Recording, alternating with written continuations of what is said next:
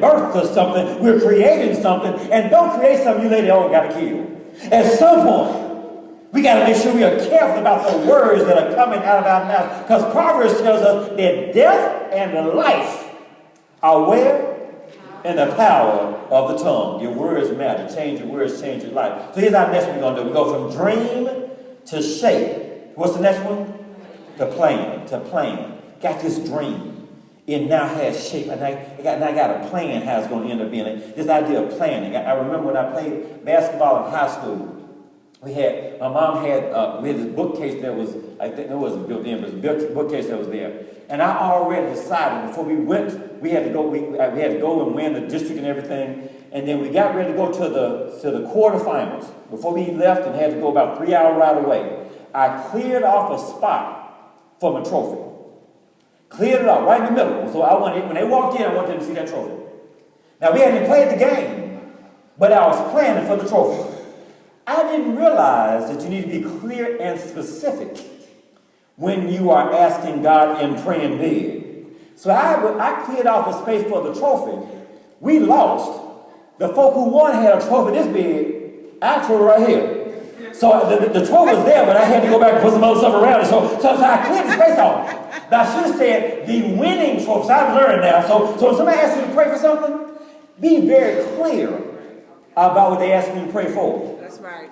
They talk about they need some money. They ain't praying, show me how to crack that safe over there at the bank. And you're here talking about, I'm in agreement with you. You better be clear about what you're joining your faith with. So this idea about planning. So I planned. So I still got a little dinky trophy right now. But the idea was plan. So I want to talk about this idea of plan. I want to give us, and as I was sharing this with my wife yesterday, she was like, really like, give me some handles to make sure we're clear about this. So how do we plan? How do we plan? How do we plan? I want us to go back and look at this right here. Let's read this together. I want to break this down. Pursuing love and noticing. I just want to let's get that out of spirit for just a minute. In other words, the dream has been given by God, is now taking shape. And how do we now implement the steps to see it come to pass? When I'm talking about pursuing love, I'm talking about pursuing a deeper relationship with God. Would you not agree with me? If some people treated their spouses the way they treat God, they would have been divorced a long time ago. Amen, somebody.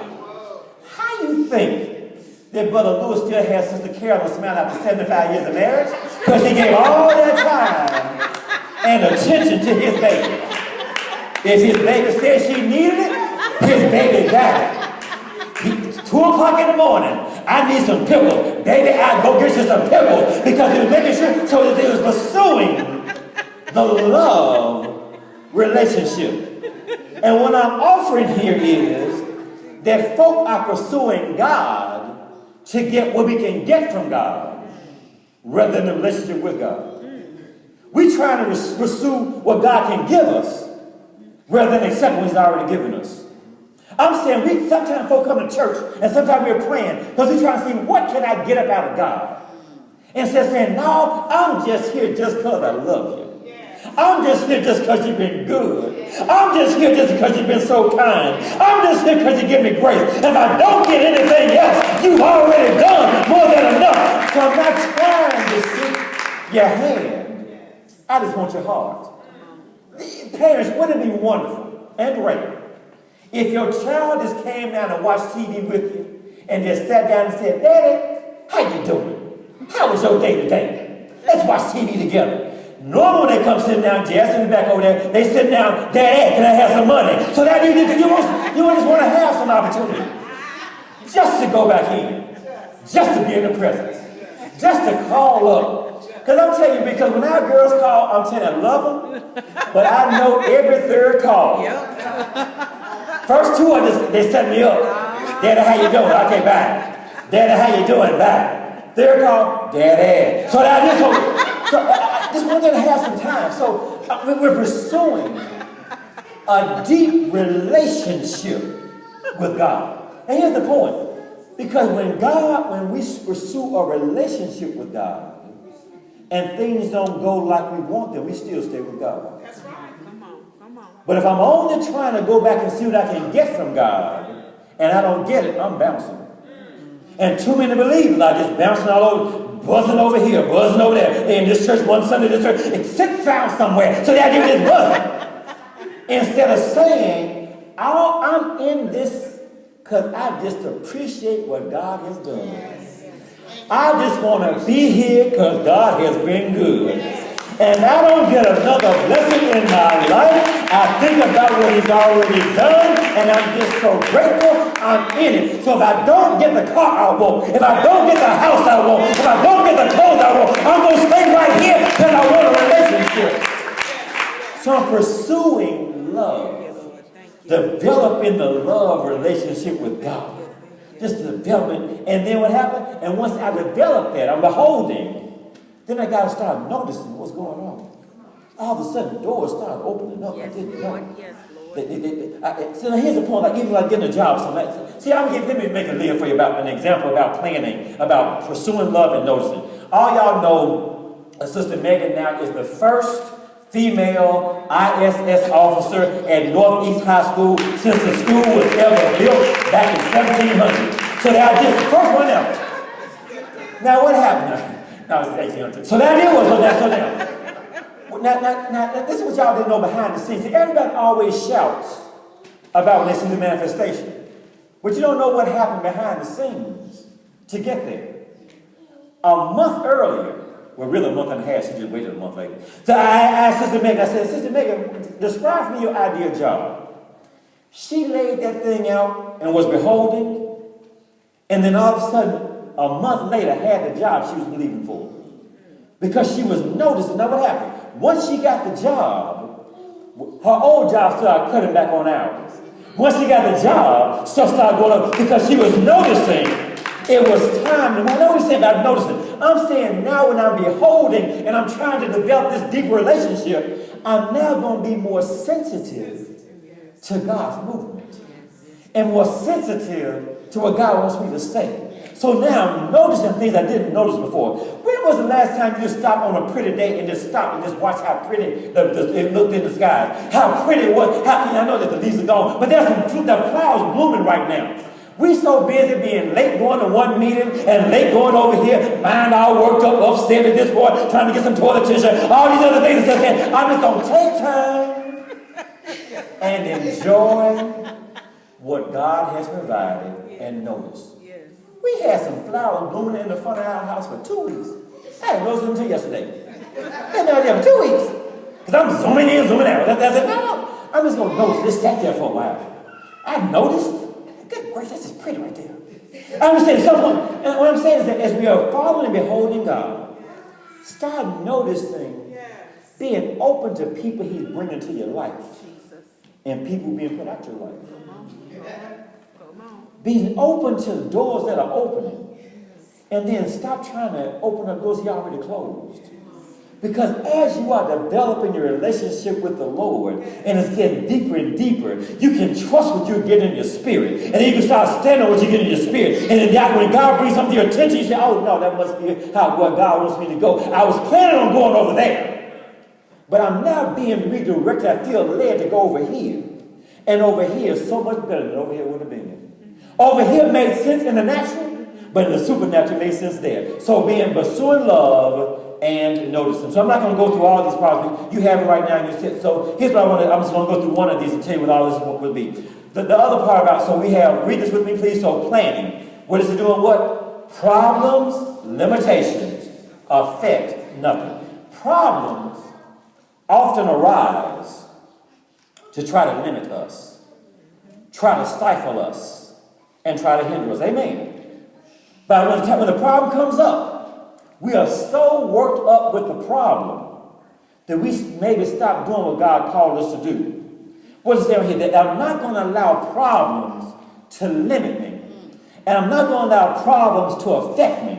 Because I know I've been beholding Jesus and I'm being transformed. I know back in the day, problems would have taken me out. But now problems are taking me up. Because I'm not going to let problems limit me. I can't allow the problems to affect my peace. Work too hard for my peace. That's right. Can't allow problems to affect my joy. Gotta hold on to my joy. Can't can't allow problems to affect what God has already done because I worked too hard for it. So what am I saying here? So don't read this with me. Don't let problems limit or affect your what? Trust, your what? Triumph, lastly, or the truth of who you are in Christ. Do you know you are raised in Christ? Do you know you're redeemed in Christ? Do you know you're the righteousness of God? Don't allow the problems to affect your triumph. You've already won. See, this is so good. Before I knew I had a problem, God had already solved it. It may have caught me off guard, but it didn't catch God off guard.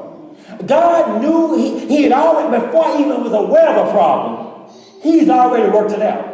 So now I'm not going to allow problems to limit or affect my triumph, not my trust. I'm not going to stop trusting God because of a problem. I'm telling you, I appreciate, and so there were so many things that were shared, and all of us at this point were honored, and some more longer than others, were honored to know Mama Paula Jean Whitehurst. Can you just give God a hand clap and praise for just her life and her legacy? I mean, we were around the table back in December. And around the table, she had just come back from the doctor. And she said, I have been trusting God too long to give up right now. I'm not going to let a valley cause me to stop trusting God. I'm not going to let a problem to stop me trusting God. And there she was. We were there trying to minister to her. And their Mama Paula, in her own way, was ministering to us to say, no, I'm not going to let a problem cause me to stop trusting. I know how good God is. I know how good God has been. I'm going to still trust my God. Don't allow your problems to cause you to stop trusting God. Don't allow problems because you think you're not triumphant. And don't allow problems to cause you to think and forget the truth of who you are in the Lord. But not only problems, not only this one, problems, but also pain. Don't let pain cause you to stop trusting God. Don't let pain cause you to stop believing God. Don't let pain, but watch this last one. Don't let people's perceptions, don't let people stop you from trusting God. Don't let people cause you to stop triumphing in God. Don't let people change the truth of who you are in Christ. I want to go back in last. I want to give you just a few things. I want to give you a Z and an A for today, and we'll be finished for our time now and pick this up in Bible study. Our text comes from 1 Timothy 1 through 20 from the NET translation. We won't read in this now. I just want you to, here's your Z right here. The Z, zealous and exert ourselves and strive diligently to enter that rest. Zealous, because we're going to pick up Hebrews 3 next week in the book of Hebrews. Being zealous and exerting ourselves to enter into that rest. What is it saying right here? What it's saying here is you got to work to get to rest. You got to work to get to rest. I have to work.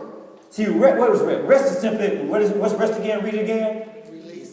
Everybody, releasing every. My rest is releasing all the stress in my life. I got to work to make sure I'm starting to think like what the Word says. I'm starting to talk like what the Word says. I'm starting to believe like the Word. So I'm working not to get rest. I'm working so I can receive my rest. I'm working trying to get rid of my worry. I'm working trying to minimize my doubt. I'm working trying to minimize fear. I'm working so I can enter into the rest. The rest has already been provided. I now have to go back and be zealous and energetic and make sure that occurs as well. Let me go and you go. I love this part here. Just read this with me now, and there's a slide that summarizes. I love this verse right here. This is one of your A's. Aim of our instruction is love. Keep going. That comes from a pure heart, good conscience, and sincere faith. You got a verse right here that says the same thing. It says the goal right here. I love this. So what are we saying here? Whenever a parent is teaching their child, the goal is love. It's out of love that we teach. It's out of love that we share. Come on now. It's out of love. No good parent is going to see their child running into the street, truck coming down, and say, well, I got another at home. And they're going to go back at that point. Out of love, they're going to grab their child back. Out of love, So at the goal of our instruction